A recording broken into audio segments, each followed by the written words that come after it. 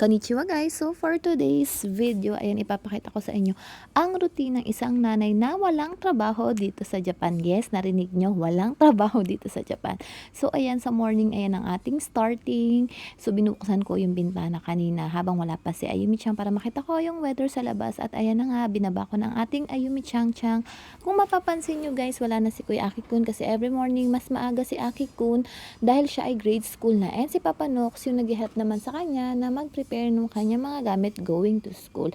At kung makikita nyo pala guys, dalawa yung anak namin sa mga hindi nakakaalam. Isang lalaki which is si Kuya Aki-kun at itong aking pangalawa na si Ayumi-chan-chan. Si Ayumi-chan is kindergarten or nag-aaral pa lang sa Yochen. At ayun na nga, ito na nga yung school ng ating Ayumi-chan-chan. Hinatid ko nga siya hanggang dito. Ang kagandahan, tapat lang nito is small. So doon na tayo nagpa-park. So ayan na nga, babati muna si Ayumi-chan ng Ohayo kay Maria Sama or kay Mama Mary dahil ito is Catholic school.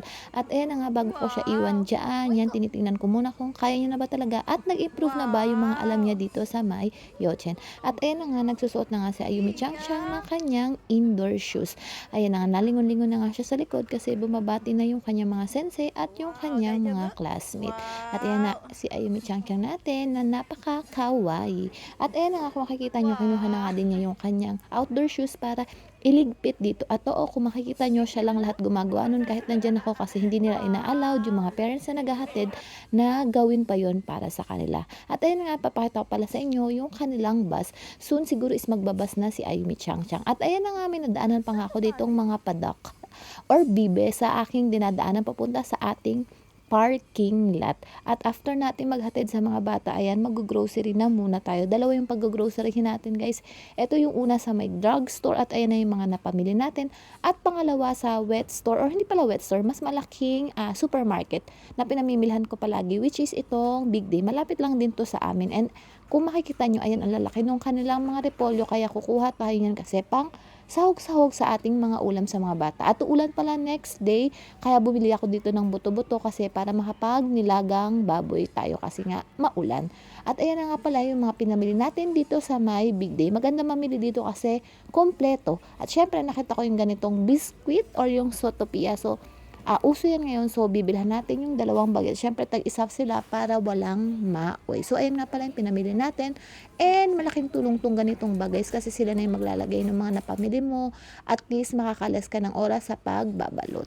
At ayun na nga, nandyan na nga tayo sa bahay. Ilalabas na muna natin or papasok na sa loob ng bahay yung mga napag-grocery natin. Mas okay na mailabas ko siya and maisalansan ko sila habang wala pa yung mga bata para at least pagdating ng mga bata is makapag-focus naman tayo sa mga kailangan natin gawin para sa mga bata. Medyo marami-rami yung pinamili natin for today. Kaya ayan, may mga dala-dala pa ako mga box kasi yung mga barley tea or mga mujicha namin is namili na rin ako. And ayun nga, pagdating sa bahay, isasalansan ko na rin siya ng very, very slight para pagdating nga namin or pagsundo ko naman sa mga bata is wala na ako masyadong gagawin kasi nga wala nga tayong trabaho dito sa Japan. Charot.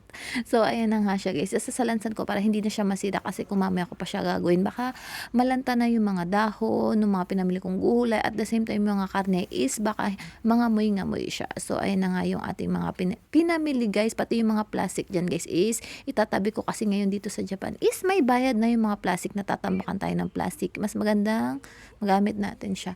And ayun na nga, nasundo ko na rin si Ayumi-chan-chan after natin pamili ng grocery or mamili ng supermarket. And ayun na nga din, yan, nandito kami sa miss school ni Ayumi-chan-chan. Ay, ni Aki-kun pala. Dito tayo kasi meron nga parents meeting. And kasama ko si Ayumi-chan-chan. Kinuha ko siya ng mas maaga. And maswerte ako dito sa babae ko, guys. Kasi nga, kahit wala akong trabaho, charot, is, siya masunurin siya. So, hindi ako nahihirapan sa kanya pag sinasama-sama ko siya sa mga meeting, sa mga grocery. Nakikinig siya. And napakababae talaga niya. And ayun na nga, may pinapakita na nga siya diyang drawing. At ayun na nga, ang ating panganay na si Kuya Aki-kun, habang tayo is nasa meeting, siya is nagpaiwan dito sa may library. Gusto daw niyang magbasa ng mga libro. And after namin pumunta sa meeting, ayan, dumaan din kami dito sa may tapunan ng mga karton. Kasi nga, tayo ay walang trabahong nanay. Charot. And And ayan na nga, pagdating naman natin dito sa bahay, ibababa na rin natin yung mga gamit nila galing sa school kasi ayan is kailangan hugasan at kailangan ding labhanan. Laking help na nga rin si Aki Kun kasi natutulungan niya na rin talaga ako sa pagbubuhat ng mga gamit. At ayan na nga, pagpasok natin dito sa loob ng bahay, isasalansan ko na siya at kailangan ko na siyang gawin agad para may magagamit agad sila pagdating na naman ng Lunes. At ito nga pala yung mga gamit ni Ayumi Chang Chang. All Hello Kitty kasi yung gusto niya, and si Ayumi Chang Chang is nag-oobento or ako yung gumagawa ng sarili ng lunchbox or pagkain galing mismo sa bahay.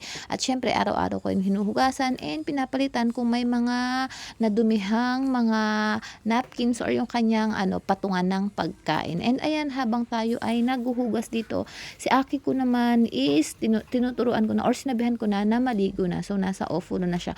While si Ayumi Chang Chang is nanunood. So sabay-sabay natin gagawin yung mga kailangan gawin para mamaya sabay-sabay na rin silang pwedeng mag-idlip. So, ayan na nga siya guys. Kung makikita yung nagugas ako dito ng pinggan. And ayan na nga si Aki ko nasa offer na prepare ko yung ilan sa kanyang mga gamit. After nilang maligo, pati na Ayumi Chang Chang, it's their nap time na para naman ang nanay na walang trabaho is makapagpahinga. So, yun ang ating vlog for today. Salamat sa panonood. Matane. Bye-bye!